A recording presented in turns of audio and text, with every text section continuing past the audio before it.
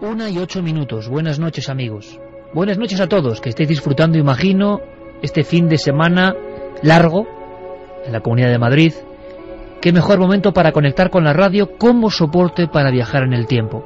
Veréis, hace no mucho tiempo leía un libro que versaba sobre el asunto polémico de los sueños. Y no vamos a hablar de sueños esta noche, pero creo que puede ser una perfecta pincelada de inicio. Realmente es difícil de olvidar el estudio de una periodista judía alemana efectuado entre 1933 y 1938, justo la época del ascenso del nazismo. Y me explico en un instante. Charlotte Beraert hizo un trabajo único. Se encargó de compilar sueños y pesadillas de personas que tenían visiones especiales, marcantes. Se dio cuenta de que, así como se ha escrito muchas veces la historia de lo diurno, pocas por no decir ninguna, se ha escrito la crónica inmortal de lo que pasa en lo nocturno. Este trabajo, una antiquísima joya, recogió las pesadillas de los alemanes en la época en la que el nazismo se hacía fuerte. Casi todos los sueños eran pesadillas de una angustia, de algo que venía, de algo que se aproximaba, de un tiempo de cambio, de un tiempo de ruptura, de una crisis que no solo era política, sino también era mental. Se reflejaba en lo más profundo del subconsciente y del inconsciente colectivo. Destacar un sueño, por ejemplo uno que recogía esta periodista, que se repitió en alguna persona. Ahí está la casualidad. Era dramático. Una familia normal y corriente alemana de clase media, como las familias que hoy de alguna forma nos van a contar sus historias, estaban en la cocina. Hablaban tranquilamente. En el fondo criticaban al gobierno, criticaban lo que estaba ocurriendo, lo que estaba pasando en el país. De pronto llamaban a la puerta. Llegaba un agente, un fornido agente de los cuerpos especiales de las SS. Llegaba y examinaba toda la casa. Todo el mundo se quedaba en silencio. Sin hacerles caso, atravesaba el salón y se dirigía a la cocina. Una cocina que tenía la típica forma colada de hierro, 2 portezuelas. El soldado se agachaba y una extraña boca, la hendidura del horno se convertía en una extraña boca que empezaba a reproducir y a contarle al soldado todo lo que esa familia había estado contando, criticando al gobierno. La cocina se reía malévolamente, había cobrado vida, y el soldado poco a poco sacaba su porra o su pistola, dispuesto a hacer justicia. Varias familias alemanas, atenazadas por el terror, por lo que estaba ocurriendo, soñaron lo mismo. Y si bien ese trabajo se hizo en Alemania, que son bien metódicos, hay que decirlo, hay que preguntarse qué podía ocurrir, qué podía pasar en uno de los momentos más conflictivos de la historia de nuestro país. Se han cumplido 70 años. Estamos casi hablando de la misma franja de tiempo de esta experiencia de sueños terribles. De muebles que cobran vida, de enseres que de repente son capaces de hablar, para denunciar. El miedo se apoderó de España en la última fase de la Segunda República. 70 años. 14 de abril de 1931. Hay reformas agrarias, reformas educativas. Hay también represión policial en algunos aspectos. Hay peleas, hay grupúsculos políticos que no se acaban de poner de acuerdo. Revoluciones diversas en algunos puntos de España. Y precisamente en 1934 surge un caso que todos conocéis, amigos. El asunto del Duende de Zaragoza. ¿Cómo para olvidarlo? Ese asunto se convertirá en historia importante en la prensa. Lo que no sabíamos es que a raíz del Duende de Zaragoza, desde ese preciso instante, que además coincide con la revolución, la huelga general revolucionaria de octubre del 34, después de aquello, en nuestro país, ocurrieron un puñado, un póker de auténticos expedientes X. Esta noche es la primera vez que desde entonces salen a la luz. Nunca se había vuelto a hablar de ellos. Nuestro equipo tenía conocimiento desde hace unos meses de estos casos impresionantes. Nos hemos puesto a trabajar y queremos esta noche mostraros esa España atenazada por el miedo, esa España a punto del gran conflicto, esa España donde en determinadas casas, familias y lugares empiezan a ocurrir fenómenos dignos de películas de terror. Hoy los llamaríamos quizá poltergeist, pero eran quizá una expresión de lo que estaba pensando el pueblo. Personas de diferente condición y cultura veían lo mismo, en el mismo modo, incluso con agresiones. Era un mal sueño, era un adelanto de lo que estaba por venir. Muy poquísimo se habla de los expedientes de la Guerra Civil Española y de lo que pasó antes. Pues esta noche vamos a hacerlo.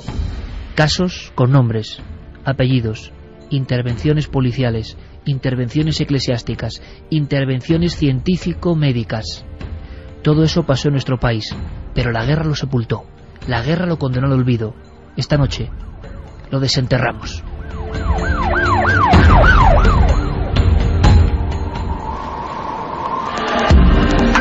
Nunca antes habías estado tan cerca de lo desconocido. Milenio 3, Cadena SER.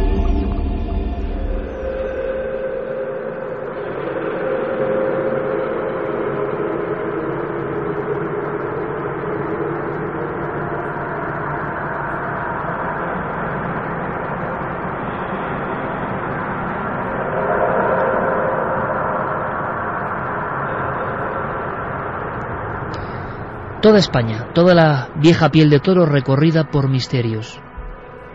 Es algo así como a la sombra del duende de Zaragoza. Historias que se perdieron. Quizá alguno todavía sea testigo. Esta noche vamos a contar algunas cosas que creo que pertenecen al libro de oro, al libro sagrado de los misterios españoles. Vamos a abrir las vías de contacto. Carmen, buenas noches.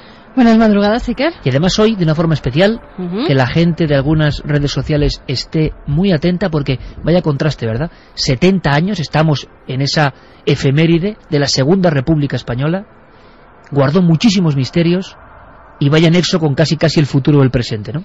Claro que sí, Iker, porque ahora más que nunca, pues las vías de comunicación se amplían, esas redes sociales que tan de moda están, pues nos sirven para hacernos llegar los mensajes de nuestros oyentes.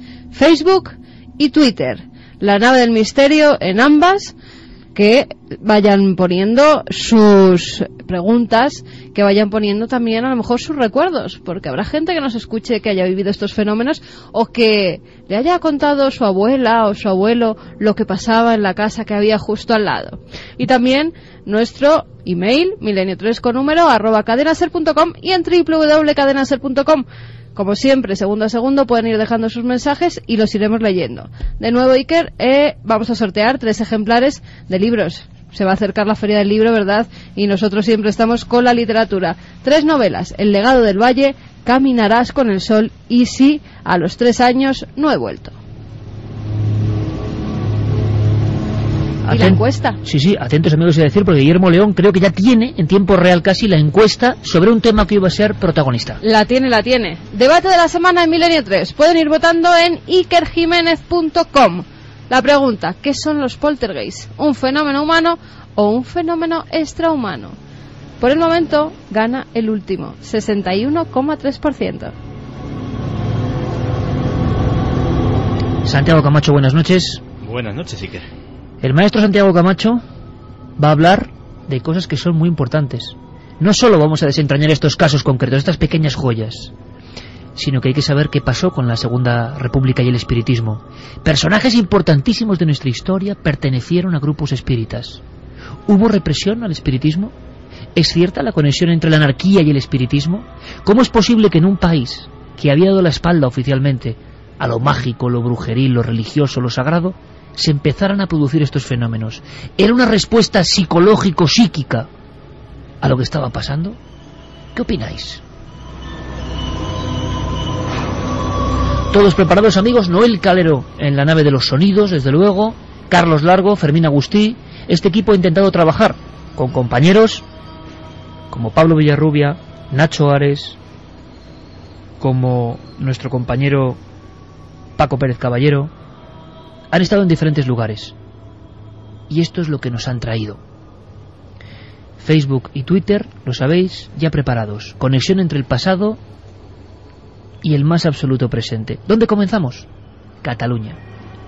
Cataluña como epicentro de revueltas. Cataluña como poder orgánico importantísimo en esa Segunda República. Pero no vamos a los palacios de Barcelona, no vamos a los barrios ricos de la zona alta de la ciudad condal, ni mucho menos. Vamos a un lugar llamado Campalet. Allí, el 5 de abril de 1936, ocurre algo. Algo que se convierte en epicentro sociológico de fenómenos. Había espiritistas en esa barriada, y lo que puede parecer ahora extraordinario es que era bastante normal. El espiritismo había alcanzado desde los años 20 una fuerza tremenda en nuestro país. Calle de la Agricultura, número 34. ¿Cómo definirla? La estoy viendo en viejas fotos ahora mismo. Es una calle pobre. Es una calle donde no aparece el ladrillo y el adobe. Es una calle donde el descampado muerde a las piedras, donde las construcciones tienen número de milagro. Es una calle donde vive José Obradors y su esposa Julia. Es una calle donde vive una niña llamada Josefa. Tiene 13 años y recibe al reportero con una cara delgada, ojos tristes y las piernas casi raquíticas. Dice que un espíritu le estaba golpeando.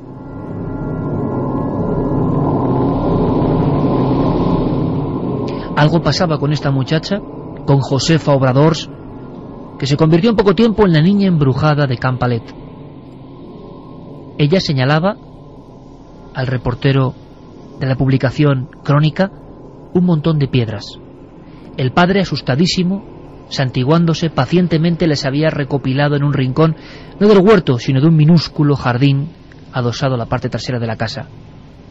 Alguna piedra tenía una cruz, una marca, una lasca. Eran piedras que habían salido de la nada, que habían bombardeado, al parecer, en el interior del salón a su niña. ¿Qué contaba la niña? ¿Qué contaba la niña de 13 años, Josefa? Que vio la primera piedra, no sabe cómo, le impactó en la espalda dentro de su propio salón, tranquilamente un día cualquiera, inicios de abril del 36. Estamos a 3 meses del conflicto, de la guerra civil. La tensión, imagino, se debía cortar con cuchillo en toda España, y más en Cataluña. Cuando se da la vuelta y toca la piedra con sus manos, la niña confiesa que huele a azufre, que todo el salón se impregna de un olor a azufre. La tuvo un tiempo en la palma de su mano y entonces textualmente habla de un latigazo, una llamarada, una electricidad que recorre su cuerpo por toda la médula espinal. A partir de ahí, le dijo melancólica al reportero, mi vida es un infierno.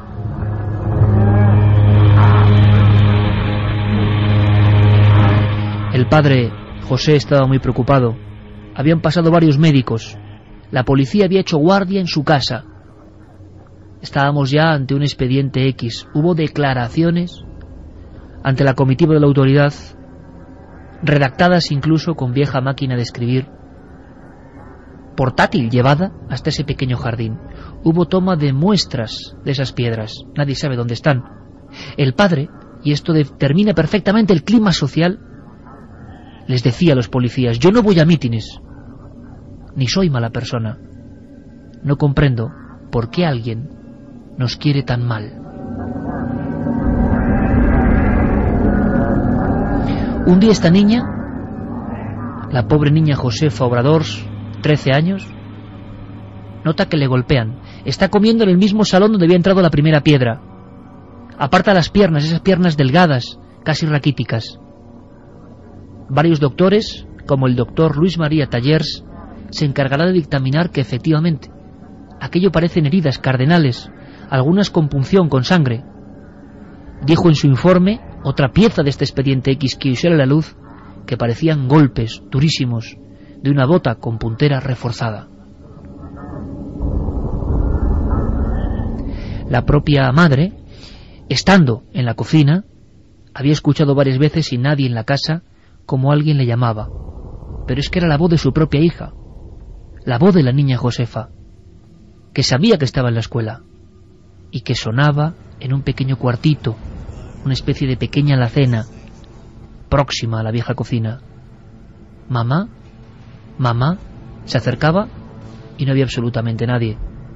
Había miedo en aquella familia. No eran espiritistas, pero sabían que algo estaba ocurriendo. La tarde en la que junto a su padre y su madre Josefa recibió impactos en las piernas, se echó rápidamente las manos al cuello.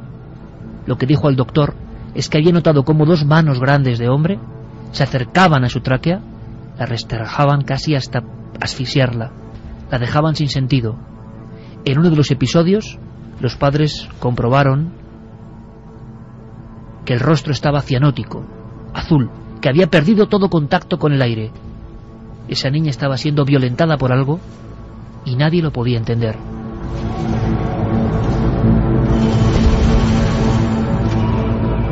Lógicamente, y a pesar de encontrarse en una barriada obrera, en una barriada altamente conflictiva en la época, una barriada con esos movimientos de sindicatos, de grupos comunistas, anarquistas, José Obrador no tiene duda y llama al párroco de la barriada.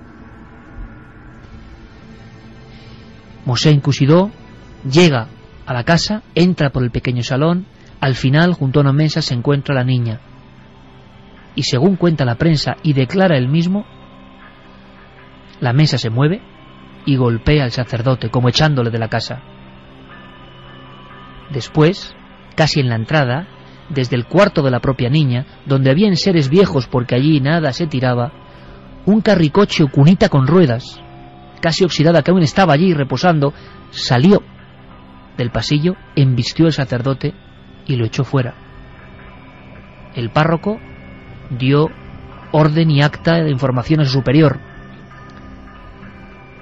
pero huyó de allí como alma que lleva el diablo. Jamás volvió. A pesar de que José le pidió que bendijese la casa, no lo hizo. Se despidió de allí para siempre.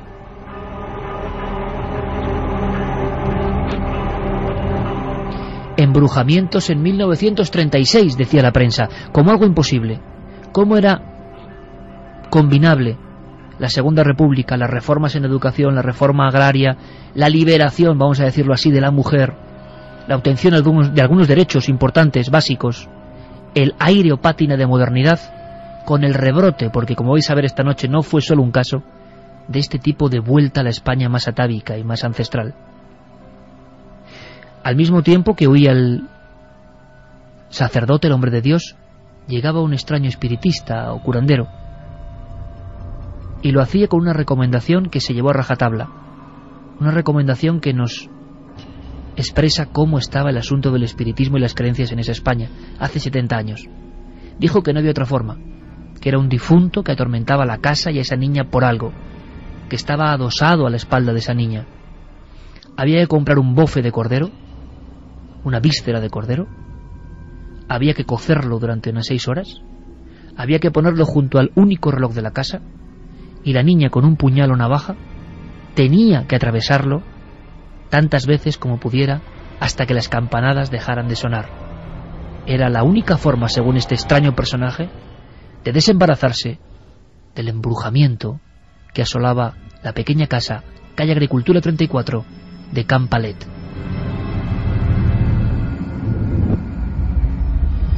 Todo esto que os he contado puede sonar a crítica añeja, periodística, que hemos recuperado, que no se puede probar.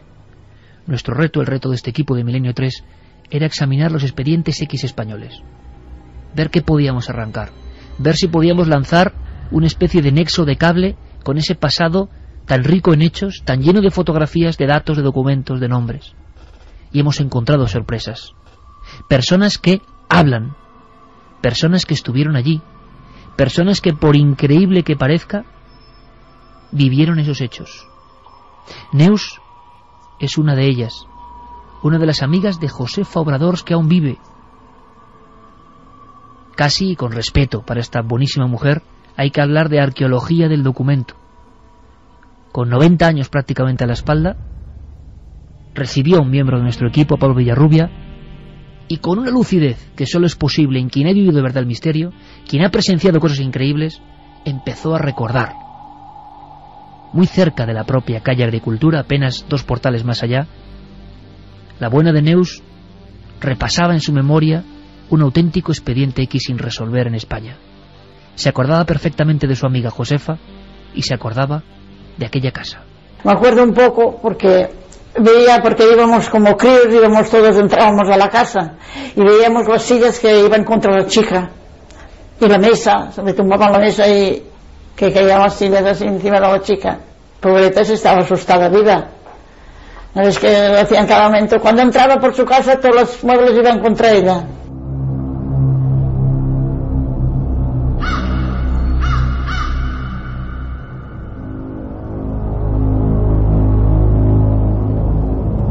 Los vecinos acudían a la calle Agricultura número 34 para observar, por ejemplo, cómo esa mesa se movía sin que nadie la tocara, cómo algunas sillas de esparto y madera salían impulsadas por una fuerza invisible y se destrozaban contra la pared de cal.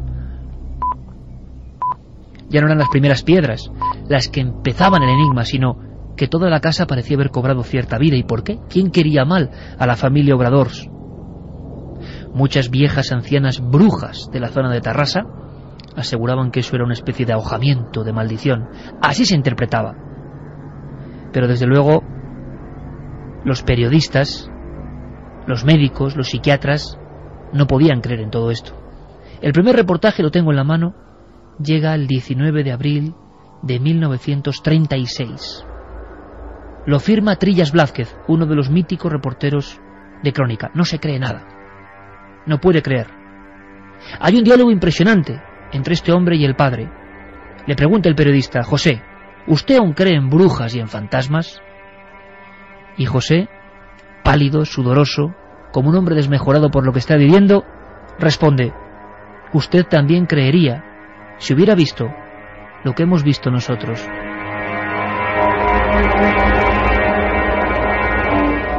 Y por ser fiel con la historia, directamente os cito de este expediente X lo que le pasa al reportero escéptico Trillas Blázquez en su trabajo. Hablan de que hay que hacer una prueba con esa niña. Al parecer los objetos, las cosas, los enseres se mueven siempre o adquieren fuerza mágica cuando Josefa, de 13 años, asustada, como nos contaba Neus, pasa o está mirando fijamente a los objetos. Dice el reportero: apenas había terminado de decir esto cuando la mesa se echó sobre mí. Así. La mesa se inclinó hacia mí y cayó con fuerza, con el evidente deseo de aplastarme un pie. Yo la cogí y la puse derecha de nuevo, un poco escamado, la verdad. Como no cuento más lo que he visto, quiero añadir una cosa. Josefa y su familia dicen que para que se muevan los objetos, la niña tiene que colocarse frente a ellos. Abril 1936. Neus, la venerable y amable Neus, a la vuelta de la esquina de este lugar de los hechos que tanto ha cambiado, que tanto se ha transformado en los últimos 70 años, nos contaba los recuerdos de aquella casa.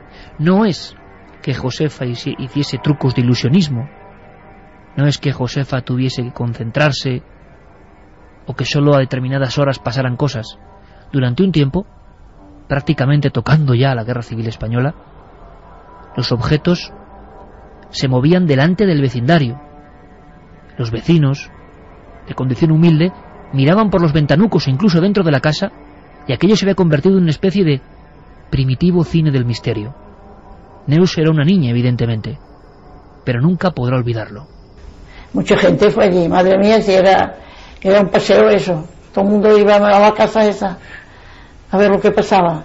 Te digo yo, cuando la nena pasaba por delante de la mesa, ¡pum! Cuando pasaba por una silla iba contra ella. Y así, cosas así. Es lo que más me acuerdo. Llegaron a ser tan violentos los fenómenos, llegó a estar tan asustado el párroco de la barriada, que no hubo más remedio que la intervención posterior del párroco de la iglesia de San Pedro. Sin entrar dentro de la casa, desde el umbral, como si fuese una película norteamericana de terror de los años 70, bendijo la casa de la familia Obradors. Al mismo tiempo, Joaquín Fuster, importantísimo psiquiatra, hablaba de que eso solo podía ser posible con sugestión e histerismo. ¿El histerismo que movía los objetos? ¿Cómo es posible? No era la primera vez que se daba este tipo de explicación. Tan solo un par de años antes, con el asunto del duende de Zaragoza, se había hablado de ventriloquía inconsciente para explicar unas voces que aquí no aparecían. Aquí eran golpes, objetos, elementos físicos que dañaban. Una noche, Josefa se despierta gritando porque por segunda vez las manos grandes, como de hombre, muy abiertas, estando ya en su dormitorio, le habían cogido por el cuello. El propio médico pudo verificar que había marcas de inicio de estrangulamiento. ¿Qué estaba pasando en esa familia? Pues nunca lo llegamos a saber. Ni los espectadores de Crónica, que poco después dejó de editarse, ni todo un país que vio cómo las bombas, el fuego, los tiros y otro tipo de lamentos se iban apoderando de las calles. Con la llegada de la guerra, el olvido de esta historia. Nadie supo más nada. Neus nos contaba, echando mano del recuerdo, algún fragmento, alguna visión, algo que no se podía olvidar, algo casi más impresionante que aquellas sillas que se estampaban contra la pared, que aquellas piedras que volaban en mitad de la nada, que aquellas manos que agarraban el cuello o que golpeaban a la niña. Se acuerda sobre todo de la tristeza, del susto, del pesar de la que fue su amiga de infancia. La niña estaba asustada. Nosotros no, aunque te diera miedo y te diera cosa, pero no estabas asustada como ella. Ella sí que estaba asustada, la pobre.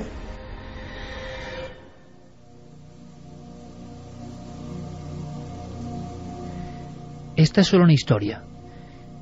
Este es solo un expediente X ocurrido en nuestro país. Jamás, lo dejo caer aquí ahora mismo, jamás se había hablado de él. Le damos luz, le damos vida. Es lo que puede hacer la radio. 70 años después, nuestro particular homenaje a ese tiempo convulso. Los misterios jamás contados de la Segunda República Española. Podéis intervenir, podéis preguntar, pero hace falta algún elemento más, ¿verdad? Hace falta más información antes de viajar a Granada. Porque en Granada también hubo historias semejantes, cada una bien distinta. Y hemos elegido solo 4 por todos los elementos importantes que tienen. Había que saber si es cierto que el espiritismo estaba tan imbricado en la sociedad española de la época. ¿Es posible que la Segunda República, con su ideario, permitiese la existencia de personas que decían hablar con los muertos? ¿Había fuerza? ¿Había asociaciones importantes? ¿Es cierto el rumor que indica que algunos de los máximos dirigentes de este periodo de la historia de España, que acabó de forma tan convulsa, pertenecieron a sectas, entre comillas, de esta nueva religión? ¿Es cierto, Santi? Pues es completamente cierto. Y no solamente eso, sino que realmente justo podríamos ubicarlos en ambos bandos de lo que luego sería la contienda civil que seguiría a la Segunda República. Por un lado, hay una vinculación tremendamente importante, sobre todo en Cataluña, entre el espiritismo y algunos movimientos de izquierda, como puede ser el anarquismo, sobre todo. También el nacionalismo catalán tuvo mucho con el espiritismo, y el presidente de la Generalitat, Lluís Companys, era no solamente un espiritista declarado, sino que patrocinó un congreso internacional de espiritismo en Barcelona, donde él mismo pues cedió los locales donde se iba a celebrar. La propia madre del general Franco también era espiritista y practicaba este tipo de prácticas. Básicamente se trata de algo que efectivamente desde sus orígenes en el siglo XIX, prácticamente en apenas 10 años llega automáticamente a España y arraiga con una fuerza tremenda. Y esa fuerza tremenda viene posiblemente a raíz de unos vientos de cambio que empezaban a sonar en aquellos momentos, y que sí que son los que traen después la Segunda República. La Iglesia estaba preocupadísima. Desde los arzobispados se mandaban instrucciones muy detalladas a los párrocos para que mandasen informes periódicos no solamente de las personas que, por ejemplo, eran comunistas o leían o estaban suscritos a publicaciones indecentes o eran directamente anticlericales, sino también de aquellos que eran o masones o espiritistas. En ese saco de enemigos de la Iglesia se metía el espiritismo en aquel momento, y no estaban en absoluto descaminados, porque hemos hablado de esa particularidad del espiritismo catalán, que era que estaba profundamente arraigado en esos movimientos de izquierda, en el anarquismo concretamente. En el resto de España era muy amplio el sector de personas interesadas en el espiritismo. Sí es cierto que casi todos de corte progresista, pero también era un entretenimiento que en los salones de buena sociedad pues también causaba furor, y se montaban sesiones de espiritismo más frívolas, no digamos del espiritismo ortodoxo de los seguidores de Allan Kardec, etcétera, etcétera, sino casi como un entretenimiento festivo. Y todo esto iba unido a nuevas formas, nuevos movimientos que venían. Aquellos que practicaban el espiritismo muchas veces también, por ejemplo, eran practicantes del naturismo, que en aquel momento también crece. Curiosamente, muchos espiritistas famosos eran esperantistas, eran personas que estaban interesadas en el esperanto, en esa lengua universal que también había nacido por esas mismas fechas y que intentaba ubicarse y encontrar su lugar en el mundo. Básicamente, el eje en el que se vertebran esas creencias, espiritismo, anarquismo, naturismo, vegetarianismo, etcétera, etcétera, era un eje utópico. Todas estas personas lo que querían era fundar de alguna forma una nueva sociedad con nuevas reglas, con una nueva forma de vida y con una nueva religión, en el fondo basada en la razón, porque qué más razón que algo que se puede tocar, en la que los milagros suceden a ojos vista, y que básicamente está explicada por los propios espíritus. Y bueno, básicamente ese marchamo de identidad es lo que después, en cierto sentido, sirve para estigmatizar al espiritismo.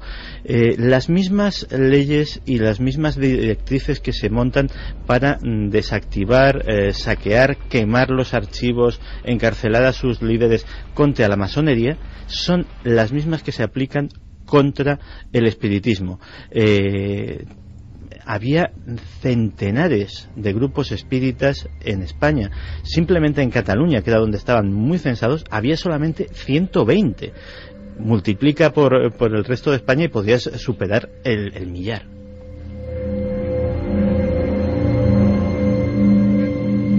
La España de la Segunda República y el espiritismo.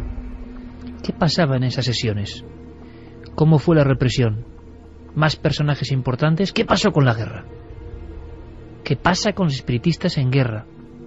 ¿Intentaron ponerse en contacto con los difuntos? ¿Intentaron interpretar a su forma el conflicto? Da la impresión de que en nuestro país muchos misterios, formas brujeriles, formas antropológicas de interpretación de la realidad y sus signos mágicos, se mueren con la guerra civil, pero justo alcanzan su máximo apogeo en este tiempo. Santi, troceando la historia y ofreciéndola en este 70 aniversario del inicio de la Segunda República, 14 de abril de 1931, irá contándonos a píldoras más cosas. Hay que saber de la historia que nunca se cuenta, de la historia que permanece en las bambalinas, pero hay que seguir conociendo casos, viajando por España. Y como decía la prensa, esta vez le tocó el turno a Granada. Le ha tocado el turno a Granada. Hace 2 días, un vecino manifestó que a la entrada de la carrera del Darro, el sonido de una extraña melodía de gemidos que tan pronto parecían partir de la bóveda del río como de cualquier punto de su ruta. Ecos dolorosos unas veces y amenazadores otros, que percibía tan clara e indistintamente.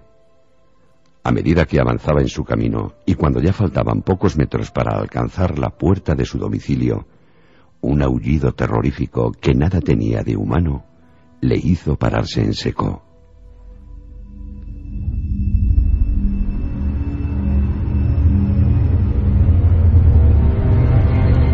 uno de los lugares hoy más turísticos seguramente de nuestro país. Las personas de diferentes nacionalidades pasan comprando algún que otro souvenir, observando vistas maravillosas, y no saben que están pisando algo que la historia también escondió. Una historia subterránea, Carmen. Pues sí, que tenemos que viajar hasta el 7 de agosto del año 1935 a la carrera de Darro. Es una calle por la que transcurren muchos vecinos. Hay algunos edificios antiguos. En la introducción escuchábamos cómo hay una primera voz de alarma. Un hombre que va por esa calle y empieza a escuchar unos extraños suspiros, unos lamentos. En un principio piensa que puede ser alguien que se está escondiendo debajo de una bóveda que tiene el río. Pues un poco curioso mira y allí no hay absolutamente nadie. Incluso alza su mirada hacia las ventanas que hay en las viviendas cercanas. Pero cuando llega a su domicilio y va a meter la llave en la puerta, vuelve a escuchar un lamento lastimero. Dice que es un aullido terrorífico que nada tenía de humano, que a la garganta que lo profirió le faltaba humanidad. Muy asustado decide volver hacia la Plaza Nueva para ver si encuentra a alguien a quien contarle su historia, y con esa valentía de los granadinos de aquella época ver si pillan al culpable de esos lamentos. Pero allí no había absolutamente nadie, era ya muy de madrugada. Todavía, Iker, hay vecinos que recuerdan cómo ocurrieron estos hechos. Manuel Anguita es uno de ellos y nos dice qué pasó, qué es lo que les aterrorizaba. Es que de verdad nos aterrorizaron, a los niños nos aterrorizaron. Pero es que no solamente los niños, es que las mujeres también evitaban pasar de noche por la orilla del río, vamos, por la carrera de Darro, y evitaban pasar por la calle de Santana. Y asomarse a la bóveda, vamos, ni en sueño, pero mujeres jóvenes y mayores y demás, sobre todo las mayores, es que creían a pie juntillas de que estaban hablando de un fantasma.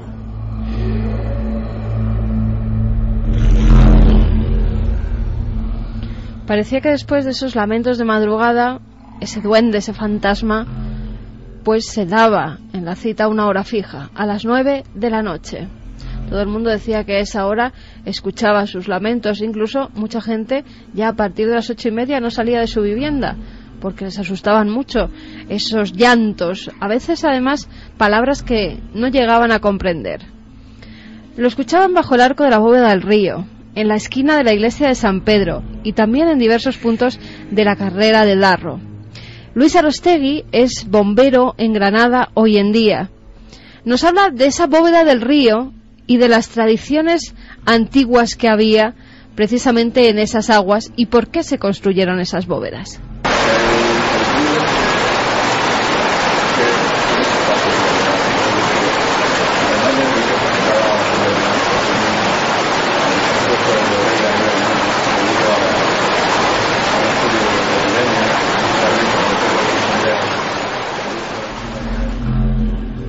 Por desgracia, la fuerza del río es tan poderosa que se nos lleva casi la voz de nuestro amigo, que ha ayudado mucho al equipo de la nave del misterio allí en Granada. Pues hablaba yo te voy a decir, de peste, ¿no? Yo te voy a decir lo que dice Iker. Nos decía que este río tiene particularidades porque además de riquezas que le ha dado muchas a la ciudad de Granada, también ha supuesto la pérdida de vidas humanas debido a una serie de epidemias, principalmente por fiebres tifoideas que produjo en siglos anteriores bastante bajas entre la población de la ciudad de Granada, y por eso en diversas épocas se ha ido embovedando el río. Por eso esas bóvedas desde las que salían esos lamentos.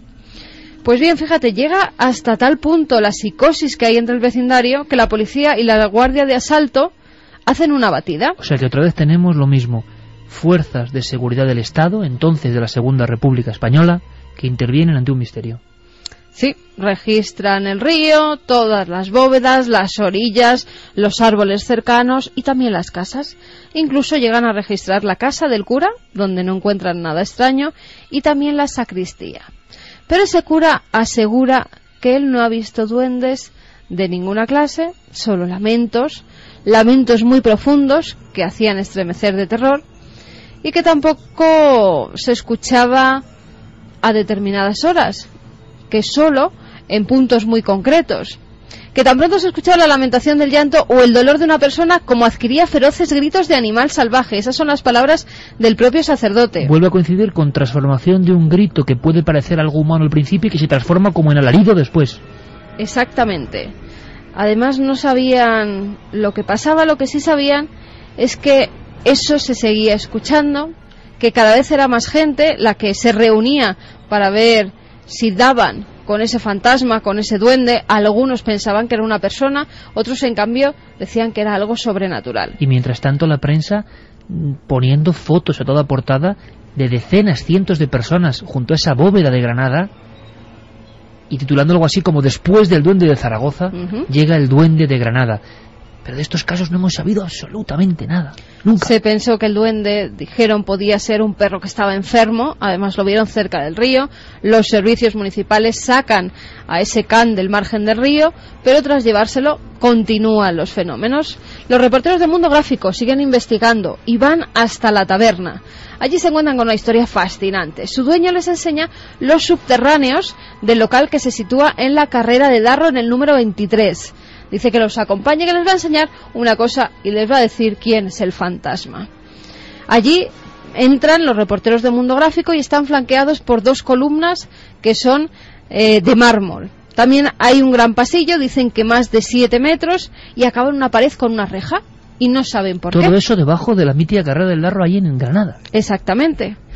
Y el tabernero les cuenta la historia. Ese edificio y el contiguo datan del siglo XVII. Una de las casas, el número 21, estaba habitada por el obispo Rincón.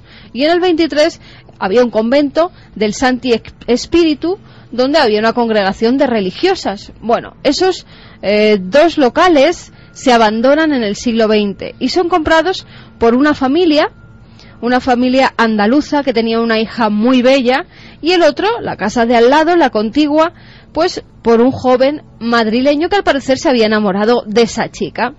Los padres de la muchacha no querían que tuviera relaciones con el chico y entonces le dijeron que ni se acercara, que no volvería a ver a su única hija. Pero ellos descubrieron casi por casualidad los pasadizos en los que podían dar rienda suelta a su amor, hasta que una noche los padres de ella los pillan justo en esos pasadizos, en esos subterráneos que unían las 2 casas. Inmediatamente se llevan a la hija a su domicilio y por la mañana levantan una gruesa pared en medio del pasillo con una reja. Esa reja es la que ven los reporteros de Mundo Gráfico.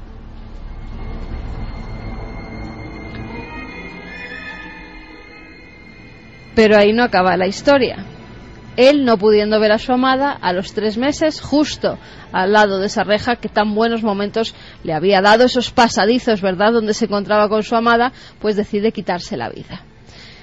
El tabernero dice que es el espíritu de ese hombre que todavía se pasea, sobre todo las noches de verano, cuando él precisamente se quita la vida, y que hace ruidos, que él pues ya lo tiene como una cosa normal, que está acostumbrado, que cuando baja a coger algunos de los vinos para subirlos a la taberna, pues que se siente observado, que sabe que ese muchacho todavía no descansa en paz, que es su alma en pena.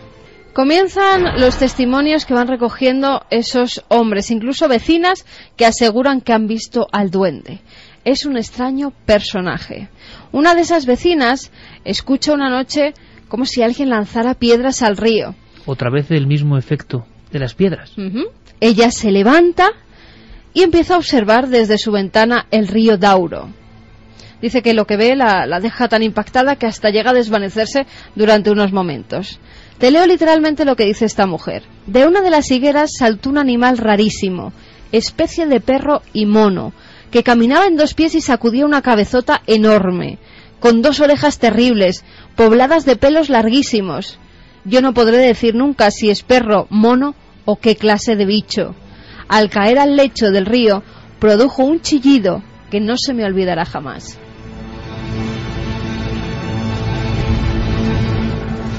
Manuel Anguita, que fue testigo de los hechos, nos recuerda parte de ese episodio.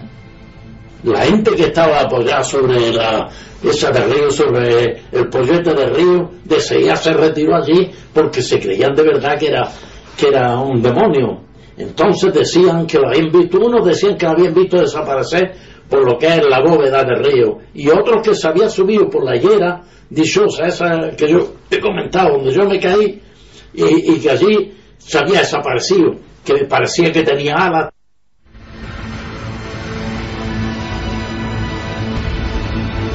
Los reporteros también pudieron hablar con el sacerdote. Al parecer también había visto algo, pero no lo quería decir. Pero Manuel Anguita fue testigo de cómo ese sacerdote salió un día corriendo. Es que aquella iglesia también estaba un poco, tenía cierto aire ya melancólico, porque delante de la iglesia hay un atrio, ¿no?, con su cerrado con una verja, y ahí ponían los ataúdes cuando iban a despedir a cualquiera para llevárselo para arriba, allí donde le daban ya las últimas las últimas instrucciones para entrar en otro mundo. A ver, los ponían en el Santo Cero. Lógicamente, pues mira, tenía algo de tétrico aquella iglesia. Empezó a la voz, un demonio, un demonio. La gente decía que había todavía muchos trasnochadores, porque era un domingo de madrugada, se levantaba muy temprano para abrir la iglesia. Pues enseguida empezaron a asomarse al río. ¿Dónde está? Allí, allí. Y el fraile o el cura sacó enseguida el rosario. Escena también con algo importantísimo en la sociedad española, y más en la época, un sacerdote que se enfrenta de alguna forma al misterio. Que la antesala, corriendo. Piedras, sale Además corriendo de su propia iglesia gritando un demonio, y la gente le sigue hasta el río por donde parece que se ha ido ese demonio. De nuevo, Iker, se dan muchas posibilidades y ninguna llega a verificarse. Un perro, lastimero, alguien haciendo una broma, lo cual se descarta, y también un gorila que pudo haberse escapado de una feria cuando pasó por allí en el Corpus, pero habían pasado muchos meses desde que estuvo esa feria y el gorila, nadie se encontró con él. Lo que se encontró nuestro compañero Paco Pérez Caballero es con el mundo subterráneo justo que está debajo de este río Dauro, en la antigüedad Darro hoy, y que está lleno de leyendas, como veis, pero leyendas con nombres y apellido, leyendas que hablan, como este hombre, leyendas de personas que de repente lo han vivido en las propias carnes. Tengo la portada de Mundo Gráfico, cientos de personas sobre la bóveda del río, esperando a escuchar los sonidos, los alaridos. Año 1935. Estamos ante la epidemia de duendes, de creencia en lo sobrenatural en mitad de la Segunda República. ¿Queréis saber más? Bueno, pues de forma excepcional, Paco Pérez Caballero ha descendido a esos pasadizos y creo que le han impresionado muchísimo. Gracias al Ayuntamiento de Granada y al Cuerpo de Bomberos pudimos adentrarnos en las profundidades de el embovedado del río Darro, una experiencia única porque casi nadie puede bajar allí. Realmente, según las crónicas de 1935, muchos decían que el misterio, el secreto del duende de Granada se escondía bajo la ciudad. Nosotros, gracias a un arnés, pudimos descolgarnos 8 metros hasta bajar a ese río y atravesar ese embovedado, comprobando que realmente aún existen pasadizos secretos, cerrados. Lo cierto es que hoy es un sitio peligroso, solo pueden bajar pues los bomberos, las fuerzas de seguridad, y nosotros pudimos recorrerlo y comprobar que en efecto, si allí había algo escondido, algún tipo de animal, algún tipo de criatura, o quizá alguna persona que con no sabemos qué objetivo emitía esos sonidos, era el mejor lugar, porque realmente ese embovedado multiplicaba por 100 cada grito, y nosotros mismos hemos podido experimentar que yendo 3 o 4 en completa oscuridad es un lugar terrorífico.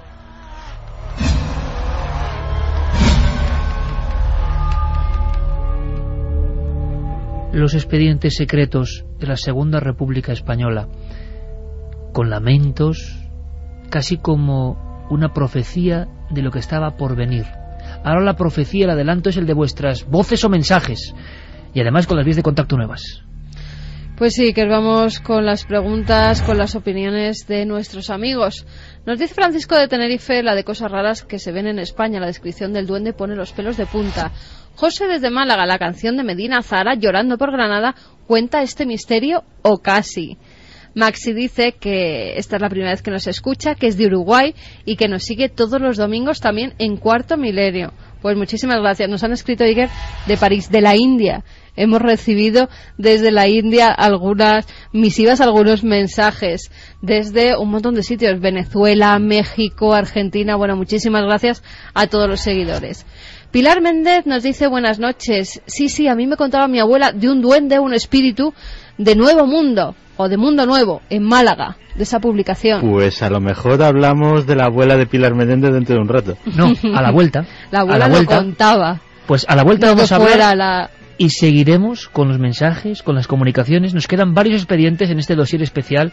Desempolvamos parte de la historia mítica que nunca se cuenta, pero quiero pedir vuestra ayuda.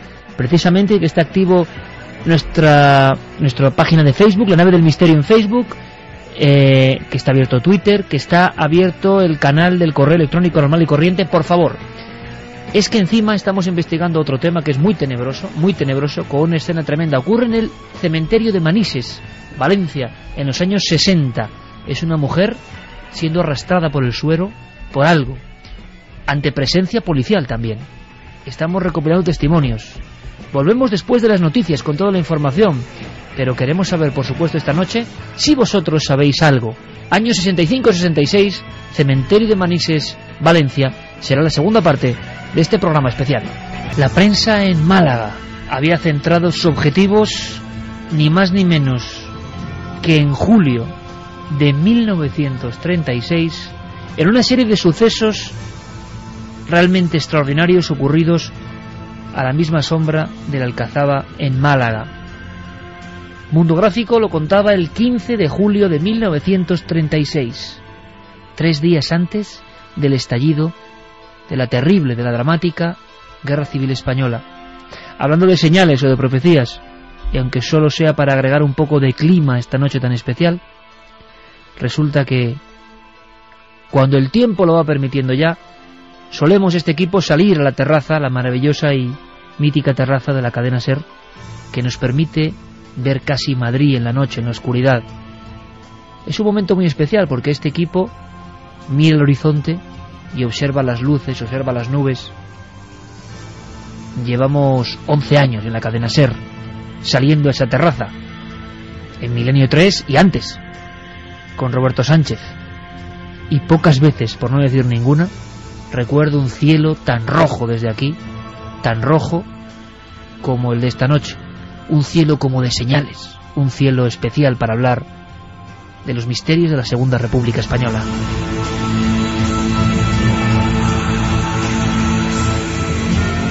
Y contaba la prensa más cosas de esa sombra. Aquí hablamos de algo que parecía vivo y al mismo tiempo parecía carecer de cuerpo, de corporeidad, que se movía.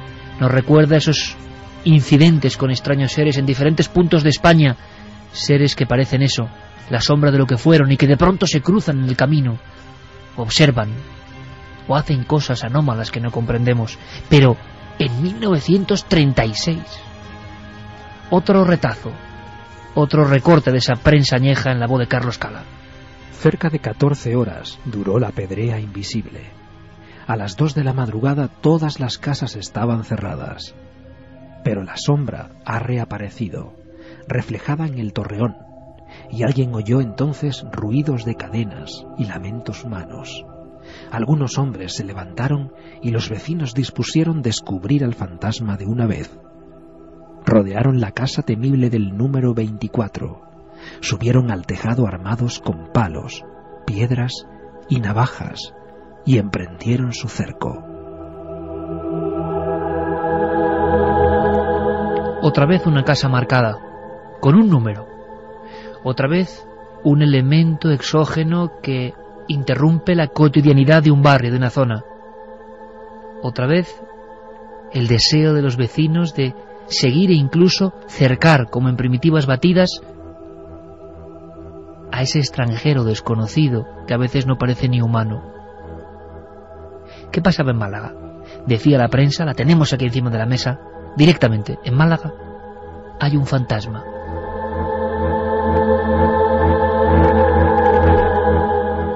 Pues sí, Tengo delante de mí un recorte del ABC del jueves 9 de julio de 1936, edición de la mañana, página 34. Los extraños sucesos registrados en una vieja casa de Málaga. Se oyen ruidos de cadenas y caen lluvias de piedras. Diario ABC, el más importante en aquel tiempo. Sonidos extraños y de nuevo, como si fuese un nexo absolutamente absurdo, pero que algo tendrá que decirnos, alguna explicación habrá, las piedras, lo que los expertos, ¿verdad?, llaman paralitergia, una vez más apareciendo, como elementos sueltos que no se relacionan. Solo nosotros ahora, 70 años después, uniendo el puzzle, vemos que está pasando lo mismo. Viajemos en el tiempo, viajemos con la imaginación, con la fantasía, con la radio, Santi. Estamos en Málaga en 1936, 3 días antes de la Guerra Civil. Pues sí, estamos en el barrio de los Cuartos de Granada. El barrio, que es un barrio en aquel momento humilde, de gente trabajadora y sencilla, se extiende sobre el monte del castillo de Gibralfaro, del que queda un torreón, y precisamente entonces el gobierno de la República está llevando a cabo, fíjate qué curioso, unas obras de rehabilitación. Parece que las obras y que se activen este tipo de fenómenos pues tienen siempre alguna relación. Otro gran clásico. Pues sí, la verdad. El barrio de por sí ya tiene una historia mágica antigua. Desde casi el siglo XVI se cuentan historias de aparecidos, se cuentan historias de milagros. Es un barrio de los de más amplia raigambre y solera de Málaga. Era un verano caluroso. Estamos efectivamente a principios de julio.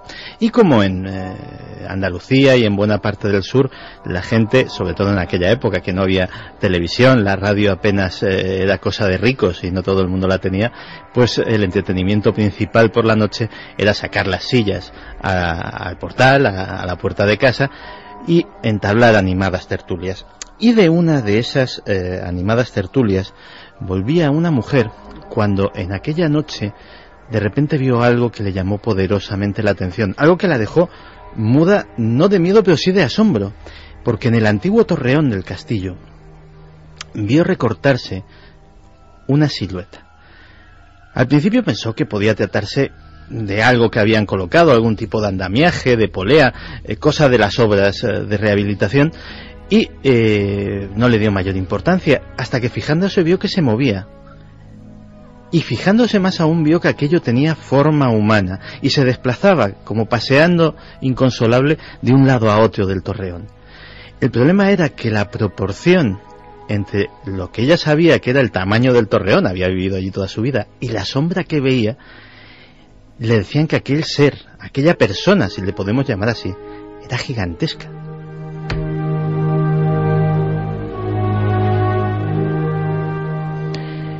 Cuando recupera el control de sus cuerdas vocales casi, da un grito y automáticamente muchas de las personas que había todavía alrededor, pues en esas tertulias, en sus sillitas de madera y esparto, pues acuden, y son decenas los testigos del fenómeno, casi como en estas apariciones ovni que hay una pequeña multitud que señala con el dedo, pues ahí estaban todos casi hipnotizados viendo aquel deambular de aquella sombra que mediría 2 metros y mucho, según la estimación de los testigos. El paseo, el extraño deambular de este ser se prolonga durante unos minutos hasta que algo parece llamarle la atención, parece que se da cuenta de la presencia de los curiosos y sale corriendo.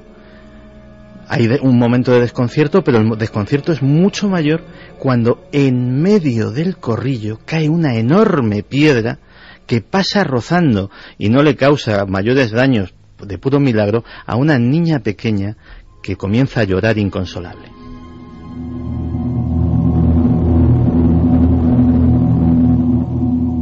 Claro, imagínate, el suceso es la comidilla del barrio al día siguiente. En bares, en talleres, en comercios, todo el mundo lo comenta, y los que fueron testigos ponen su verdad encima de la mesa y tienen que soportar algunas burlas, hay gente que no se lo cree, etcétera, etcétera.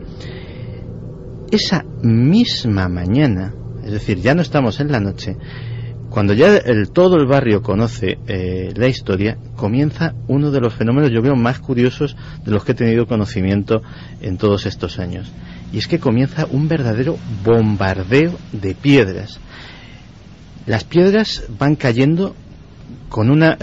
no es una lluvia propiamente dicha, sino efectivamente como si algo con una contumacia absoluta estuviera bombardeando con unas piezas de artillería invisible rocas de diferentes tamaños contra el barrio. Caen muchas, cuando digo muchas, estoy hablando de que esto dura 14 horas ininterrumpidas. La gente al principio está perpleja, luego asustada, la gente se encierra en su casa, pero poco a poco el fenómeno, la prolongación en el tiempo da para ello, van viendo que ese bombardeo tiene un epicentro, y el epicentro es una casa muy concreta.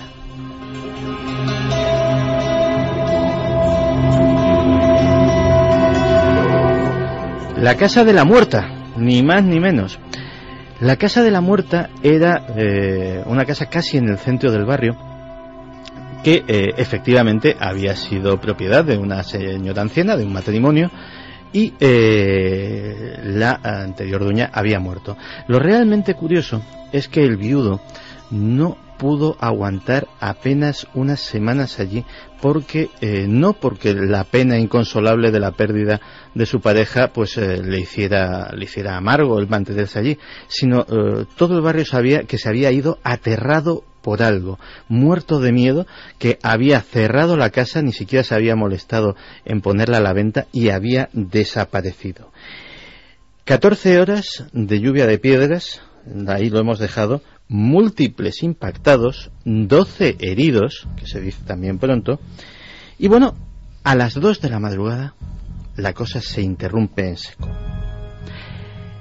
La gente sale tímidamente, ya no saben si retomar su costumbre de las sillas o no, y intentan dirigir su mirada hacia el torreón, viendo a ver si se trata de el mismo fenómeno de la noche anterior. Y efectivamente reaparece la figura, pero esta vez acompañada de un sonido que hiela la sangre, un sonido de lamentos que parecen de ultratumba. La verdad es que en ese momento sucede entre la muchedumbre que hay ahí congregada una escena que a mí me recuerda mucho al clásico Frankenstein. Automáticamente la gente se arma, se monta una partida casi de linchamiento, navajas, palos, herramientas que tenían a mano, cadenas, antorchas, y todo el mundo empieza a recorrer el barrio en busca de ese altísimo personaje al que culpan de ese lanzamiento de piedras. En una calle atisban una sombra y una voz dice: ¡a él! Todos salen corriendo. Hay una persecución entre el casi laberíntico entramado de callejas, y precisamente la persecución termina donde se pierde la pista de este personaje, en la Casa de la Muerta.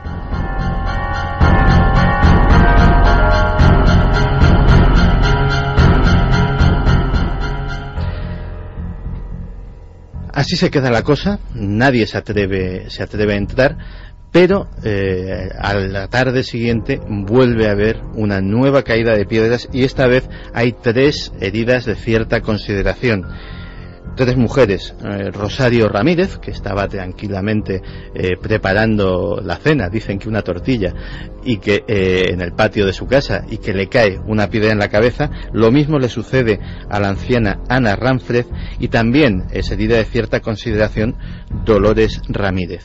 Eso ya mueve la indignación popular a un estado bastante importante, y entonces se vuelve a retomar esa partida y se asalta por fin la Casa de la Muerta, con los palos, las cadenas, las navajas y una especie de ariete improvisado con un tronco. Echan abajo la puerta y descubren que la puerta está cerrada con llave. Desde dentro, los postigos, no solamente la cerradura, sino los postigos están también echados, pero no hay nadie. Y sobre todo, la única ventana que no está tapiada, que no está clausurada con maderos, es un ventanuco inaccesible que no solamente es demasiado pequeño para que quepa una persona, sino que además da una cortada de piedras que haría una caída absolutamente impracticable para alguien que no tuviera poderes sobrenaturales. Y así empieza el debate de si estaba vivo o muerto, de si era fantasma o ser extraño o algún tipo de monstruo o duende. Finalmente, como en los casos anteriores, los hechos llegan a conocimiento de los guardias de asalto, que se presentan con vehículos, con un despliegue absolutamente grande de efectivos, hacen una peinada y batida no solo de la casa, sino de todo el barrio, y no encuentran absolutamente nada. Pero efectivamente no te creas que son, ni que han dejado de suceder cosas en el barrio desde entonces, ni que son efectivamente las únicas que han pasado. Porque, ¿qué me dirías si te contara una historia de alguien que, sin saberlo, iba acompañado todos los días por la calle de un fantasma? Eso es precisamente lo que nos cuenta una vecina del lugar, Pilar Menéndez.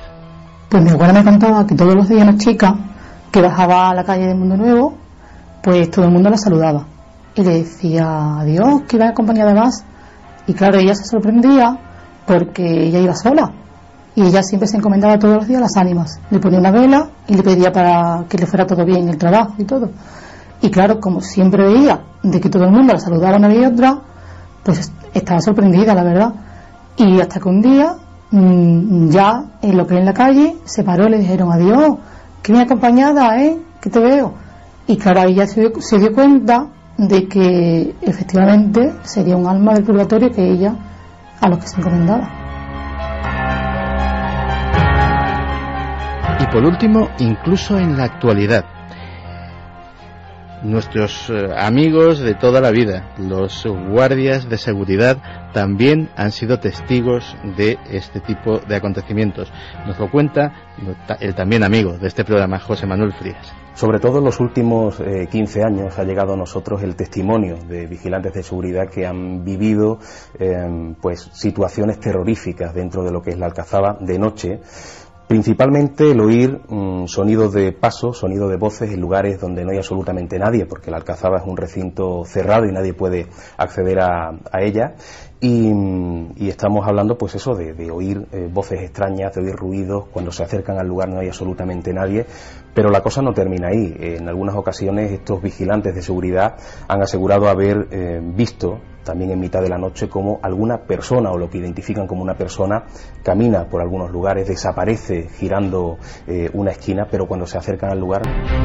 Málaga, siguiente punto del mapa. Hemos empezado en Cataluña con Tarrasa, hemos seguido vagando por los misterios de Granada y Málaga. Málaga ahora añadiéndose a esta especie de baraja extrañísima de historias que no son solo habladurías, sino que tuvieron todas ellas, lo estoy comprobando amigos, intervenciones policiales, médicas, eclesiásticas en el caso de Tarrasa, eclesiásticas y policiales en el caso de Granada, y policiales con vigilancia incluida en el caso de Málaga. Quedan más puntos. Hay una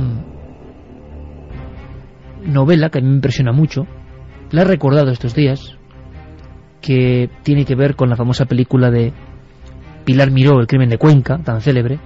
Salvador Maldonado, a la que yo creo que en su día entrevistamos, hizo un libro impresionante que empezaba con una primera página como muy descriptiva, muy impactante. Decía algo así como que los árabes designaron un trozo, una porción de este país como Mancha, tierra seca, pero tierra rica, tierra pródiga en encuentros con lo sobrenatural, quizá por ese pasado donde se entremezclan tantas sangres y culturas. La provincia de Toledo y un pueblo muy concreto, objetivo del cuarto expediente X de la República esta noche.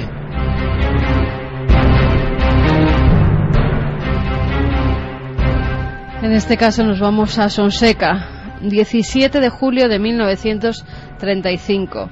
Algo está sucediendo en la calle de la Parra número 5. Es un edificio donde viven 3 familias. Hay 3 casas pegadas y comparten el patio interior. El matrimonio Cesario Garela y María Martín. Entre ambos tienen 7 hijos. No es el primer matrimonio de ninguno. Han quedado viudos y se han vuelto a unir. y entre ellos pues 7 hijos. Es importante.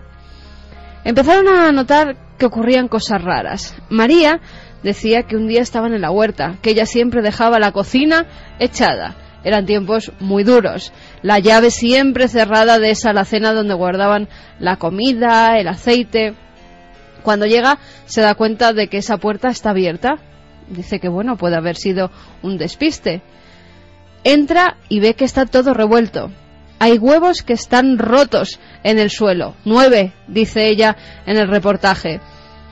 Hay también una vasija llena de aceite que ha sido derramada por todo el suelo. Y también el botijo, sal y pimentón. No se han llevado absolutamente nada, pero han destrozado todo. Al día siguiente se ponen a dormir la siesta. Es un caluroso mes de julio.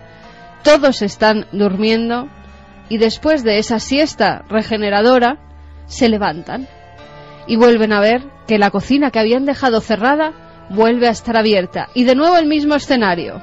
Pero hay una cosa que hace que llamen a las fuerzas de seguridad, que llamen a la policía. En la jarra de agua alguien había echado una bola de lejía. María decía, nos quisieron envenenar.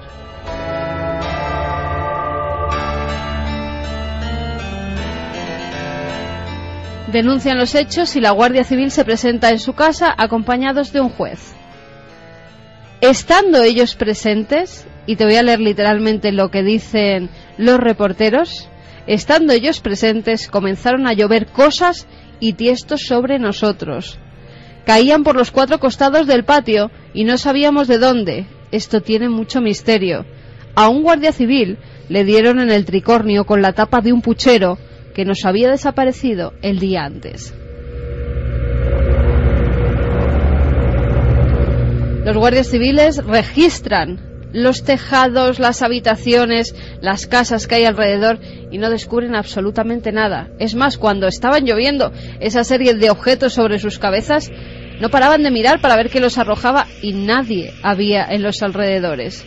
Los vecinos, a los que fueron interrogando uno a uno, se reían, decían que no querían comentar nada, que sabían que allí pasaban cosas extrañas, pero que no podían decir nada más, que habían sido testigos de cómo aquello estaba todo revuelto, de cómo esa familia estaba viviendo sucesos que no comprendía. Una vez más el vecindario se agolpaba allí para observar cómo danzaban los objetos, como ocurrió en el caso de Can Palet en Tarrasa. Y llegan los reporteros y ven que hay una chica joven que es hija de Cesario Garela. Esa chica empieza a temblar cuando está escuchando a su madrastra narrar los hechos. Se pone muy nerviosa. La mujer, María, intenta tranquilizarla. Y al final, preguntada por los reporteros, ella dice, es el espíritu de mi madre, que está en pena. Por la noche oigo ruidos muy raros que se me meten en la cabeza. Es el espíritu de mi madre, que está en pena. Intervención del juez, intervención policial. Y estoy intuyendo que como en Tarrasa, como en Granada, como en Málaga, sin respuesta llegó la guerra. Sin respuesta ninguna. Expedientes X españoles. Hay muchos más, en Barcelona varios, diferentes, con movimientos de objetos, alguno ya más conocido como el de la calle Francisco Giner 43, la familia Monroich, pero estos 4, este póker de ases, viene a llenar un vacío. Y nos damos cuenta que a lo largo de todo el siglo XX no ha habido un año en el que no haya habido un suceso de este tipo. Ahora bien, ¿qué opináis vosotros? En el sentido de, hemos visto como las escenas de un teatro, inicio, nudo, desenlace, con los mismos elementos, y después el silencio, y después la gente que vuelve a sus quehaceres, y después el pueblo que ha sido testigo por unos momentos de cómo lo anormal, lo insólito, lo inesperado irrumpía. ¿Tiene que ver esto con el clima que se estaba viviendo? ¿Con el clima de tensión? Yo no sé cómo irá la encuesta después de escuchar estos casos. Me parece muy elevado el número de personas, así a bote pronto y a nivel personal, que creen que los poltergeist son ajenos. Me parece muy interesante. ¿Cómo está ahora? Pues en ikerjiménez.com siguen votando en la encuesta, en el debate de la semana. ¿Qué son los poltergeist? Fenómeno humano, 35,7%, fenómeno extrahumano, 64,3%. En la música de Noel Calero, homenajes a Nosferatu y a Edgar Allan Poe, creo que ideales. Por cierto que la historia que viene a continuación, tenemos ahí a Carlos Largo ultimando detalles, llega a ese nivel. Historia de auténtico miedo. No lo teníamos previsto, pero una serie de hechos hacen que esta noche se convierta en algo un poco escalofriante. Esperamos vuestras preguntas en las diferentes vías de contacto, en el Facebook, en nuestro mail, Facebook de La Nave del Misterio. Recordadlo como nueva vía de comunicación directa con este programa. Santi, hay que poner colofón a esta historia de Expedientes X con un final social. ¿Qué pasa cuando llega la guerra? Lo decíamos, con esos grupos espíritas que han alcanzado tanta fuerza, que se han mantenido vivos, incluso trazando conexiones con los anarquistas, por ejemplo, que parece increíble, ¿no? Con políticos importantísimos. Llega el conflicto y todo aquello se disuelve y solo nos quedan pequeños legajos como los que hoy hemos juntado casi como artesanos, ¿no? Pues sí, porque de alguna forma extraña la ley de represión de la masonería les afecta completamente.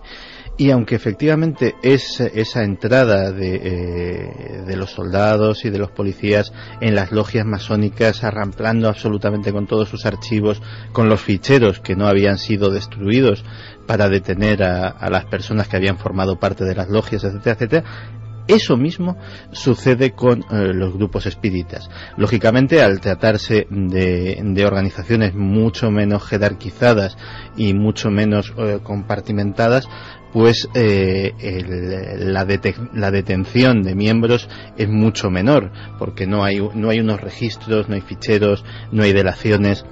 Pero lo que sí que hay es una pérdida tremenda documental. Durante toda la época de la República hay buena cantidad de revistas, publicaciones, libros, todo ello girando alrededor del tema del espiritismo, y muchos de ellos, como en la peor época de los autos de fe, son quemados en plazas y destruidos para siempre, con lo cual efectivamente el espiritismo... Qué cantidad de material increíble, ya es irrecuperable. Pues sí, pero afortunadamente también hemos conocido cosas de aquella época curiosas. Por ejemplo, la figura de Amalia Domingo Soler. Amalia Domingo Soler murió mucho antes de la Segunda República, murió a principios del siglo XX, pero es uno de los personajes más influyentes del espiritismo español. Una de esas mujeres que merece historia aparte, porque de ser una humilde costurera se convirtió en una escritora, novelista, teórica del movimiento espiritista de muchísimo éxito, y por ejemplo se caracterizaba por una cosa que, si bien no es única, pero sí que es realmente insólita, que es la escritura de memorias de los fallecidos, de memorias de personajes que se las dictaban a ella a través de esas sesiones mediúmnicas. Su legado durante todo el espiritismo de la Segunda República está muy vivo y muchos son sus seguidores, pero es precisamente en ese periodo cuando se da de alguna forma la vuelta a la tortilla y se escriben sus memorias dictadas por ella desde el más allá.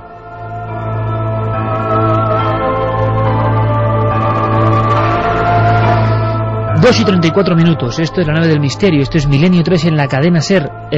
Carmen, habíamos pedido ayuda, yo no sé, creo que será difícil, estamos en pleno proceso de investigación. Ha pasado algo muy curioso, ¿no?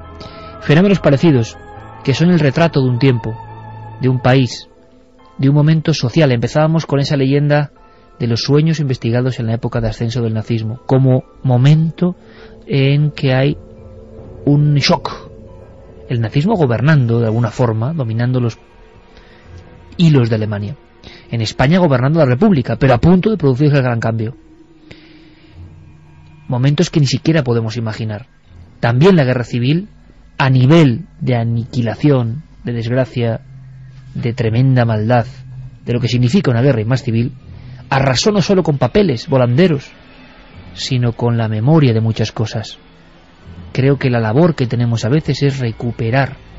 Es muy curioso porque yo tengo la sensación personal que gracias a vosotros, los que estéis al otro lado, esto ya no se va a perder nunca, fíjate, Santi, Carmen, yo creo que esto ahora pasará a archivos digitales y durante años las personas podrán volver a saber, os escucharán de nuevo, sabrán de la historia con nombres y apellidos, como el señor Anguita en Granada, como Neus Martínez, la amiga de Josefa Obradors. Es como si su voz en una cadena mágica también no se perdiese, ¿no? Es como conservar eso en el tiempo para las generaciones del futuro, para que no solo lean lo lógico y básico y esencial de un cambio político, de la república, de las reformas que hubo, del conflicto, sino sepan algo más de lo que nunca se cuenta, pero que se convirtió en fenómeno social y por eso nos interesa como periodistas. Pues sí, nuestros amigos al otro lado, de alguna forma, no solo a través de los medios digitales, sino ellos mismos, en el fondo se pueden convertir en aquellos hombres libro que terminaban de culminar la novela de Ray Bradbury, Fahrenheit 451. Ellos y nosotros hacemos una cadena casi de tradición oral, y algún día pues ellos le contarán a otros, a sus amigos, a sus hijos, a sus nietos, pues a lo mejor en alguna noche, en alguna reunión, en alguna velada, alguna de estas historias. Y estas historias pasarán de unos a otros, y igual que pasan por el ciberespacio, también pasarán de la más antigua y maravillosa de las formas, de boca a oreja, como están pasando ahora mismo a través de las ondas. Voy a pedir a nuestro compañero Carlos Largo, que está en pleno proceso de pesquisa, que yo creo que es el proceso más emocionante que existe, el horadar, ¿no?, el intentar rascar algo a la historia, porque viene con un suceso de verdad impresionante, impresionante. Y hay alguna similitud con otros casos que hemos estudiado, pero muy pocas. Antes, mensajes. Juanmi nos dice: hola milenarios, soy de Málaga y de verdad me estoy quedando asombrado. Gracias amigos, cerca de allí han ocurrido fenómenos extraños en unas oficinas. Nash nos dice que conoce al niño Mauricio y que le ha contado la verdadera historia del suceso, que sigue vivo. Bueno, pues Nash, si nos puedes poner en contacto con Mauricio, que el niño de la calle Toboso 73. Exactamente, y esos golpes, esos puñetazos en las paredes, ¿verdad? Bueno, pues si nos puede poner en contacto con él, se lo agradeceríamos. Mariana nos dice: hola equipo de Milenio, el embovedado del Darro es increíblemente misterioso. Hace poco los granadinos lo pudimos ver en un impresionante reportaje de la televisión municipal. Nuria dice que durante un tiempo trabajó en un edificio del Hospital Real de Granada y que allí pasan cosas muy raras desde siempre. Gente Iker que nos está escuchando desde Bangkok. Anda. Domingo por la mañana, ahora mismo allí, que se descarga todas las semanas Cuarto Milenio también, que somos estupendos. Un beso desde Asia. Rosa Parrado nos escribía. Pues otro beso y abrazo milenario hacia Asia. Ojalá podamos ir allí a hacer algún programa. Desde Australia, María nos dice, y desde Australia también, que soy María. Pues mira, Tailandia, Australia, podemos hacer una bonito gira. Viaje. Emilia y Pablo desde Barrancas, en Argentina. No Madre solamente mía. en España viven cosas paranormales, aquí suceden también cosas muy raras.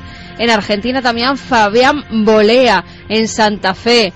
Argentina, que por cierto, nuestro compañero de este equipo, Javier Sierra, vuela ahora hacia allí, Sí, está y vamos a volando. tener la oportunidad durante varias semanas de unas crónicas impagables. Que estén muy atentos la sí, gente sí. en Argentina, porque estará por la mayor Diferentes parte de Argentina puntos. Sí, firmando libros, o sea que se acerquen a verle. Y toda la actualidad, América misteriosa, crónica de América, en las siguientes semanas aquí en Milenio 3. Jacqueline, desde Moquegua, en Perú, que nos sigue desde hace año y medio por Cuarto Milenio, por Cadena SER, que allí también existen muchas historias de misterio por las catacumbas o subterráneos que tenemos.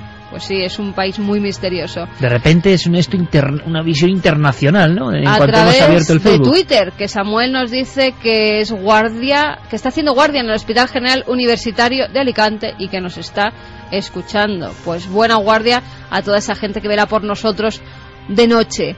Desde La Coruña, hola milenarios, todos los sábados hago el trayecto entre un pueblo de A Costa da Morte y A Coruña para ver a mi novia. Procuro que mi viaje de regreso coincida con vuestro programa porque me parece muy interesante y me ayuda a estar más despejado. Cristina desde Estocolmo, está muy interesante el tema de hoy, espero poder dormir bien esta noche. Saludos.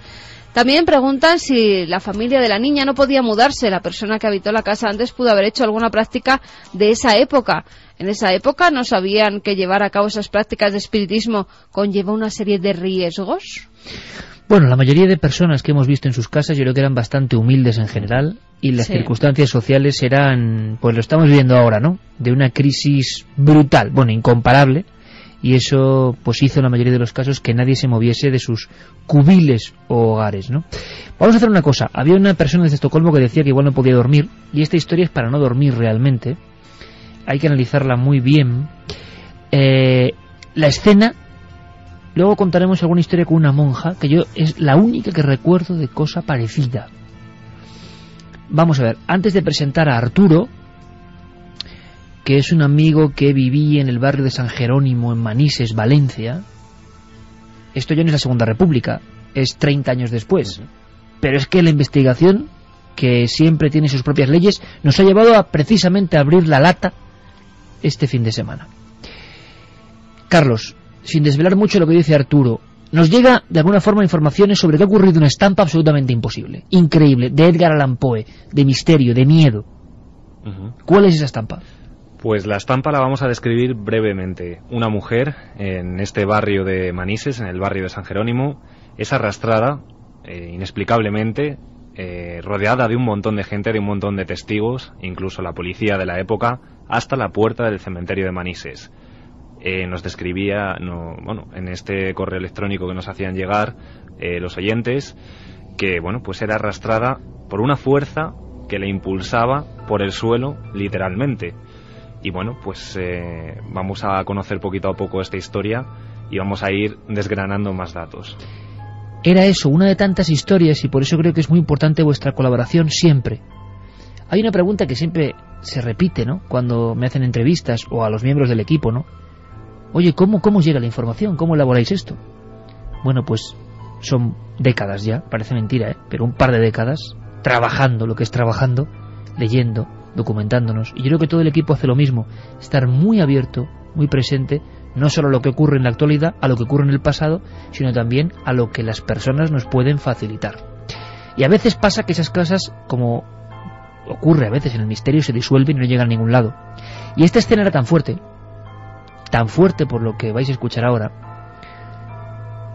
que pensábamos casi por deformación profesional que no iba a haber datos. Esta noche, Carlos, como digo, abierto la lata, hemos empezado a hilar datos, a hilar puntos sueltos, y resulta que parece que esa historia ocurrió. La naturaleza quizás sea lejana todavía para explicarlo, pero que ese fenómeno de la mujer que era arrastrada ocurrió. Pero es que era arrastrada por el pelo. Era arrastrada por el pelo.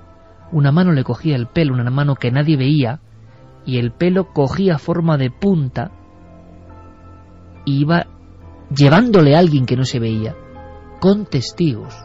¿Cómo es posible que algo así, digno de la mente de Edgar Allan Poe, ocurra en nuestro país en los años 60? Estamos ubicando el fenómeno entre el 65 y el 66. Amigos de Valencia, de Manises en concreto, por favor, si tenéis más datos, luego os contaremos lo que hemos investigado, lo necesitamos. Yo solo conozco dos historias parecidas. Una, que igual os la cuento luego, que a mí me dio mucho miedo, que tiene que ver con una mujer de Granada, muerta en la mesa de una sala de autopsias. Y otra, una religiosa de la provincia de Albacete, que ante sus compañeras de convento, María Luisa Zancajo de la Mata, ve cómo algo le va arrastrando por el pelo, y el pelo se alarga. El pelo cobra como una electricidad, como si alguien estuviera tomándolo con furia, con tanta que arrastra el cuerpo. Arturo era niño cuando ocurrieron estos hechos. Arturo ha tenido a bien ser el primero en pulsar la espoleta de una historia que también se perdía. Santi, como decíamos antes, también se perdía sin remisión. Pero es que la escena es increíble. Con testigos, ¿cuántos testigos? Creo que ya nos escucha. Arturo, buenas noches. Buenas noches. Arturo, ¿tú cuántos años tenías cuando ocurrieron estos hechos? Pues unos 5 o 6 años tenía. ¿Y cuál es tu recuerdo? ¿Cuál es la imagen que no has podido olvidar de todo aquello? Yo, la imagen es una chica que que la iban arrastrando de los pelos. Ella iba de espalda con los pelos de punta, como que la arrastraban del pelo. Y la policía, que eran los grises antiguamente, pues abriendo camino hacia la puerta del cementerio. ¿Esa escena tú llegaste a verla, Arturo, porque la gente se concentró a las afueras del cementerio de Manises? Sí. Además, estaba lleno de gente y estaba la Policía Nacional abriendo camino. Además, era vecina mía. De donde yo vivía era mi vecina y la chica, pues eso, recuerdo que mi madre me contó que ella cuidaba a esta mujer mayor y la mujer esta mayor tenía un hermano aquí en Valencia, que era abogado. Y entonces le dijo a la chica esta, porque con el hermano por lo que se ve no se trataba, que cuando ella muriese quería que fuese a casa de su hermano y que su hermano le llevara flores y que si no se le iba a presentar. Y a partir de ahí pasó lo que pasó. ¿Tú recuerdas miedo? ¿Estabas con familiares a las afueras del cementerio aquel día? Sí, yo vivía casi enfrente del cementerio, lo que soy yo el colegio enfrente en el barrio San Jerónimo, yo vivía ahí. Además, yo lo vi pasar por la puerta de mi casa. Tenía que pasar por mi casa para ir a la puerta del cementerio. ¿Y esta mujer de pronto era de noche, era de día, cuando llega al cementerio? Era de día, de día. Era de día, pues no sé, a las 5 de la tarde, a las 6 de la tarde aproximadamente. Y me recuerdo que le había dicho que tenía que quedarse a dormir en el cementerio. Y de hecho, las puertas del cementerio las abrieron y todo, para que se quedara allí a dormir, ella. Como si la policía o algunas personas estuvieran ya al tanto, ¿no? Sí, yo recuerdo que al día siguiente, cuando yo me levanté, la policía seguía allí. La policía pasó la noche en el cementerio. Sí, en la puerta del cementerio, y la chica, por lo que se ve, dentro. Además, de hecho, ella se vino a vivir a Valencia, a la calle Doctor Llull, y aún vi a mi madre, porque nosotros también nos venimos por aquí, para el barrio del Cabañal, y vi a mi madre, y aún le dije a mi madre, Carmen, que la vuelvo a ver, que aún se me presenta. Le dije a mi madre, ella. O sea, ella era una mujer que estaba atormentada por una serie de apariciones. Sí, ella, una chica, tendría 22, 23 años, que cuidaba a esta mujer. Vivía con ella, de criada, la tenía como de criada, ¿no? Vivía con ella porque esta mujer vivía sola. Y después de todo lo que pasó y tal, pues aún decía que aún se le presentaba aquí en Doctor Llull. O sea, había mi madre por el Cabañal y aún le decía, Carmen, aún me se presenta. O sea, que esa mujer que ya había estado cuidando a Arturo, luego de alguna forma le estaba, yo no sé si causando temor o miedo, o se le aparecía en diferentes circunstancias. Porque por lo que se ve, según mi madre me contaba ya luego aquí, que su hermano no había ido a llevarle ni flores ni nada. Y ella, por lo que se ve, se murió con la obsesión de que su hermano, como no se hablaban, con la obsesión de que tenía que llevarle flores. Y entonces es como una especie de promesa, Arturo, que se hace muchos años, que no se cumple, y luego pasa algo. Esta muchacha, como decías, llega a pasar la noche en el cementerio como si ella supiese que tenía que cumplir una parte de la promesa. Sí, lo que según ella después le contaba a mi madre, eso ya le contaba ya a mi madre, que le dijo que tenía que... De hecho, además, el cementerio estuvo abierto, le abrieron las puertas, pasó la noche allí, y la Policía Nacional, que antes iban de grises, estuvo allí toda la noche, y yo cuando al día siguiente me fui al colegio, aún estaban allí a la puerta del cementerio. Y las personas, imagino que había un griterío o un miedo, ¿cómo se comportaba la gente que estaba ahí? No. Pues la verdad, sí.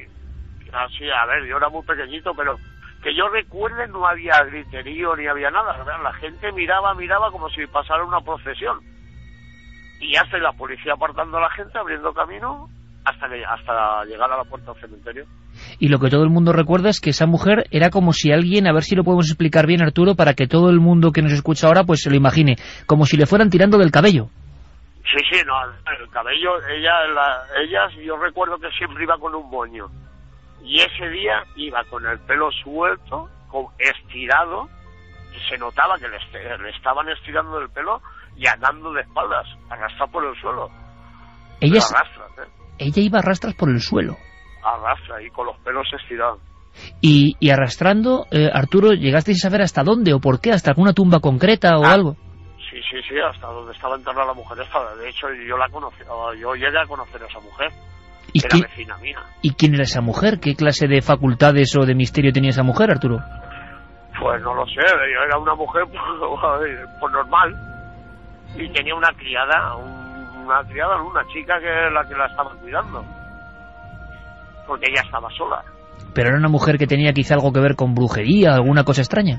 Pues no lo sé, ¿no? A ver, no sé decirte si tenía brujería o qué. Pero bueno, que es que la chica, antes de pasarle eso, ya empezó a decirle a mi madre, Carmen, que me está amenazando, que me está diciendo que tal, que el día que se muera, si su hermano no va a verla y tal, se me va a presentar, tal y que igual. Yo eso lo recuerdo perfectamente como mi madre lo hablaba en casa, claro. Y me imagino, Arturo, que tu madre estaría muy impresionada con esta historia, ¿no? Buah, mi madre lo pasó muy mal, Y además, de hecho, mi madre, cuando la chica salió de allí del cementerio, mi madre estuvo, que ella se vino a mi casa un par de días a estar con nosotros. Porque había confianza con vosotros. Pues sí, éramos vecinos. Y la chica esta con mi madre se llevaba muy bien. Mi madre era más mayor y para ella pues era como una hija. Y yo era, no sé, era muy pequeño, ¿no? Claro, pero sabes que eso no es ningún tipo de imaginación, ni mucho menos, que lo viviste y lo viste, todo eso, un día y luego a la mañana siguiente. Eso lo vi. Eso te puedo asegurar yo que lo vi. ¿Y se sabe, Arturo, qué pasó con esta chica que era arrastrada por el pelo? Pues no lo sé, porque ya cuando falleció mi madre ya no perdimos contactos y ya no sé nada de ella. Y tu madre no tenía la menor duda, ¿no? De que eso era real, de que la chica no se lo inventaba, de que no era una cuestión de histeria. Es que no se lo inventaba, es que lo vi, Y como lo vi yo, lo vio medio Manises. Igual que lo vi yo, lo vio todo el barrio de San Jerónimo. Gracias, Arturo San Pedro. Gracias por esta crónica, gracias por este documento, gracias por esta historia, compañero. El primero en atreverse a abrir la espita de un secreto, de una historia, pero es que esta noche han pasado cosas, Carlos. Hemos seguido indagando y yo espero que esta noche incluso haya más colaboración por parte de la gente de Valencia. Si alguien ha visto, si alguien estaba de testigo de esta historia, esto no se puede olvidar.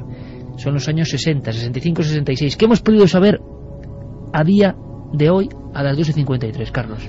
Pues sí, que hemos hecho varias llamadas allí a varios domicilios del barrio de San Jerónimo, cerca del cementerio de Manises. Y la primera sorpresa era que dábamos con una vecina de allí, una señora mayor que pues nos atendía amablemente, le comentábamos la historia que nos relataba Arturo y que nos llegaba a través de Juan Francisco Sendra.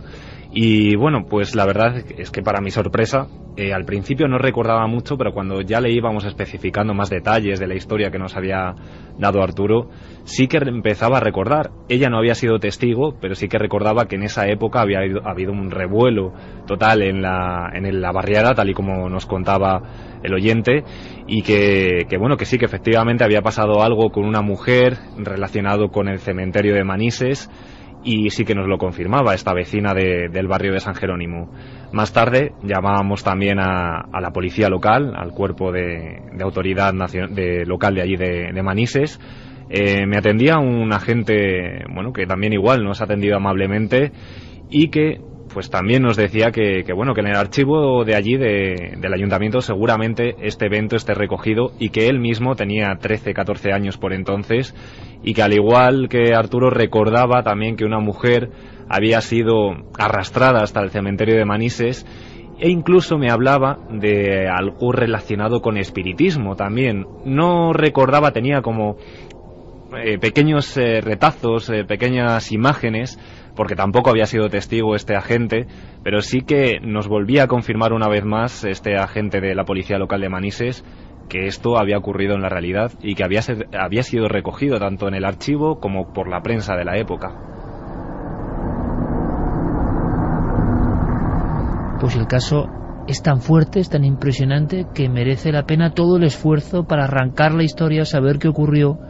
Yo decía que solo recordaba la historia de María Luisa Zancajo de la Mata, envuelto el suceso en un manto de visiones místicas y en visitas supuestamente del maligno, del diablo que le arrastraba. El calvo le decía. Ella, sí. Y recogían las feligresas del convento en Ellín como era arrastrada por los estrechos pasillos del convento una mujer oronda que tenía muletas y era arrastrada y veían cómo se estiraba el pelo, que las monjas, digamos, recordaban eso como...